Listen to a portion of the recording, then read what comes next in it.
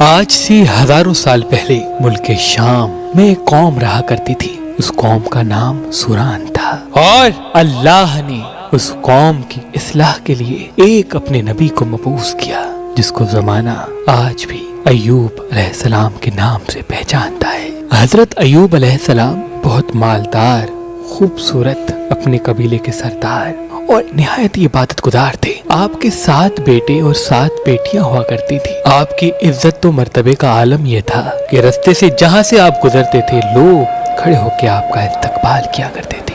امام علی علیہ السلام نے فرمایا، جب اللہ کسی کو عزیز رکھتا ہے تو اسے صبر سے آزماتا ہے۔ تو بس اللہ نے اپنے بندے ایوب کا امتحان لینا شروع کر دیا۔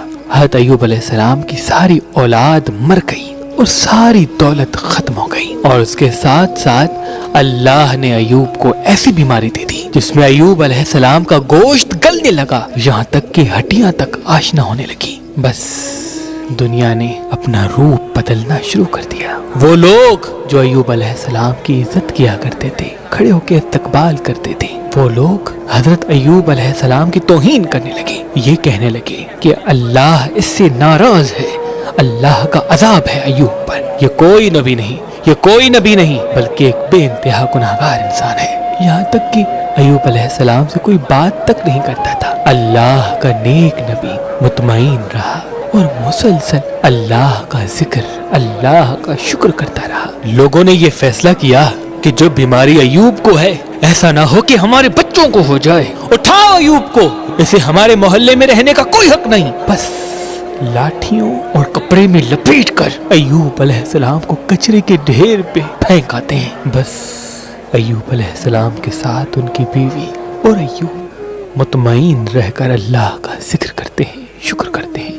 جب کھانے کے لیے کچھ نہ بچا تو ایوب علیہ السلام کی زوجہ لوگوں کے گھروں میں جا کر کام کیا کرتی تھی، اور جو تھوڑی سی اجرت ملتی تھی اس میں سے حضرت ایوب علیہ السلام کا علاج کراتی تھی۔ لیکن ایوب علیہ السلام اللہ کے ذکر و شکر میں مصروف رہے۔ تاریخ میں لکھا 12 ماہ یا 18 ماہ مسلسل ایوب علیہ السلام کی بیماری بڑھتی رہی۔ ایک دن آپ کی زوجہ نے کہا، اے اللہ کے نبی، آپ اللہ سے دعا کیوں نہیں کرتے کہ اللہ آپ کو شفا عطا کرے؟ حضرت ایوب نے مسکرا کے کہا، مجھے یہ بتاؤ ہم نے خوشحالی میں کتنے برس گزارے؟ ان کی بیوی نے کہا کہ تقریباً 80 سال۔ تو آپ رونے لگے اور کہا، 80 سال تک خوشحال رہے تو خوش تھے، ابھی 1 سال سے اللہ نے امتحان لیا تو میں ہمت کو ختم کر دوں؟ جب تک اللہ اپنے بندے کو آزمانا چاہے میں امتحان دوں گا۔ یہاں تک کہ حضرت ایوب علیہ السلام کے جو جسم پہ زخم ہوا کرتے تھے اس میں کیڑے پڑ گئے۔ اگر کوئی کیڑا گر جاتا تھا ایوب علیہ السلام اس کو اٹھا کے اپنے جسم پہ رکھ دیتے تھے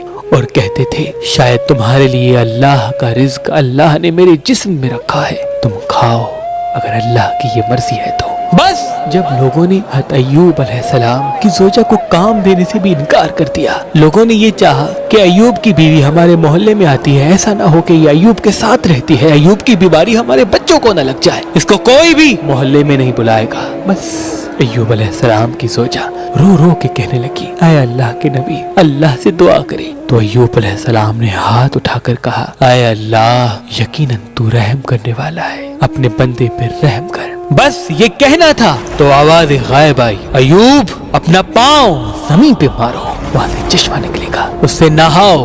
بس ایوب علیہ السلام نے اپنا پاؤں زمین پہ مارا، وہاں سے چشمہ نمودار ہوا۔ ایوب علیہ السلام نے جیسے ہی اس پانی کو اپنے جسم پہ لگایا، اللہ کے فضل و کرم سے ایوب علیہ السلام کی بیماری ختم ہو گئی اور وہ پھر سے جوان ہو گئے، اور اللہ نے آسمان سے سونا برسانا شروع کر دیا، اور اللہ نے ایوب علیہ السلام کی بیوی کو بھی جوانی بخش دی، اور 23 بیٹے اور 27 بیٹیاں عطا کی، اور وہ پہلے سے زیادہ خوشحال و شادمان ہو گئے۔ بے شک اللہ اپنے بندوں پہ رحم فرمانے والا ہے۔